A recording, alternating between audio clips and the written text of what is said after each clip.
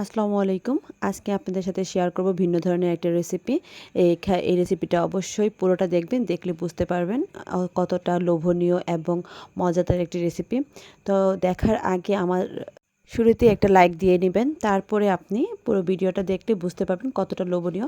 তো এখানে আমি রুই মাছ নিয়ে নিয়েছি। রুই মাছটা আমি একদিন আগে 2 চামচ লবণ দিয়ে উঁচু 2 চামচ লবণ দিয়ে সুন্দর করে মেখে ঢাকনা দিয়ে ঢেকে রেখেছিলাম। নিচে রেখেছি, নর্মালে ফ্রিজে না, আমি নিচে রেখে দিয়েছিলাম। তারপরে এটা লবণটা ভিজে যেভাবে লবণ দেওয়া ইলিশ মাছ হয় সেভাবে আমি এটা তৈরি করে নিয়েছি। লবণ দেওয়া ইলিশ মাছের মতনই, প্রায় লবণ দেওয়া রুই মাছ এটাকে বলা হয়। তো এখানে আমি পুঁই শাক দিয়ে রান্না করব, তাই পুঁই শাকটা কেটে সুন্দর করে ধুয়ে পরিষ্কার করে নিয়েছি। তারপরে একটা কড়াইয়ের মধ্যে আমি পেঁয়াজ দিয়ে দিলাম, পেঁয়াজটা লাল করে ভেজে তারপরে এখানে আমি আদা রসুন বাটা 1 চামচ পরিমাণ দিয়ে দিলাম, দিয়ে তারপরে ভালো করে মশলাটা ভেজে তারপরে পানি দিয়ে পরিমাণ মতো লবণ কিন্তু আমি দিইনি, এখানে লবণটা আমি সামান্য পরিমাণে লবণটা দিয়ে দিলাম। তারপর পরিমাণ মতো হলুদ আর মরিচটা আমি দিয়ে দিলাম, দিয়ে ভালো করে মশলাটা কষিয়ে নিলাম। কষিয়ে নেওয়ার পর এখানে আমি মাছটা দিয়ে দেবো, কাঁচা মাছ। এখানে কিন্তু মাছগুলো অনেক শক্ত হয়ে যায়, লবণ ভিজে মাছটা অনেক শক্ত শক্ত হয়ে যায়, খেতে অনেক মজা লাগে। তো এখানে কিন্তু একটু মাছও ভাঙবে না। আমি ভালো করে মশলাটা কষিয়ে মাছটা কষিয়ে নেব। সামান্য অল্প পানি দিয়েও মাছটা আমি কষিয়ে নিয়েছি। নেওয়ার পরে এখানে আমি পুঁই শাকটা দিয়ে দিলাম।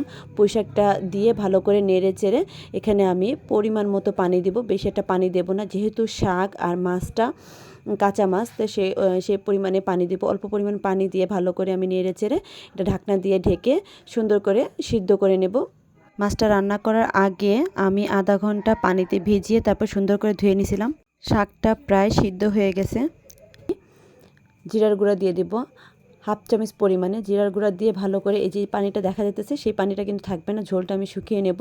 শুকিয়ে তেলটা ভেসে উঠবে যখন, তখন আমি এটা নামিয়ে নেব। দেখতে পারতেছেন তেলটা ভেসে উঠছে, একদম পুরো ঝোলটা শুকিয়ে গেছে।